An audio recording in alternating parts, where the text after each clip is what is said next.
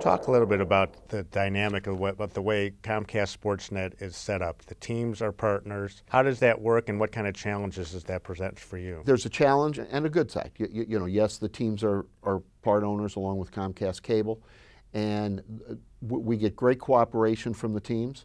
But at the same time, there's a sensitivity that the teams are involved and they're the ownership. But overall, it's enabled us to grow the business, and it's enabled me to work with, you know, Jerry Reinsdorf and Rocky Wirtz and Tom Ricketts, who now is involved, but Crain, who I've been working with, who's the president of the Cubs.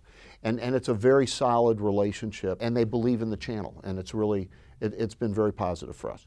In order to have journalistic credibility, you have to have your people on your staff, especially your analysts, being able to be open and express their feelings. What's the understanding within the teams as far as, you know, what's going to happen, what they're going to hear on the channel that they might not like? Well, the teams know that what we're going to be saying is going to be tied to what's going on. That's our role. Our role is to cover the games, but then it's also, we have a responsibility to our viewers to report the news, and I think we do a pretty good job of that. And the teams, quite honestly, rarely get involved, at least at my level. I rarely hear from them. From an economic standpoint, Jim, what does it mean for the channel to have your teams be successful?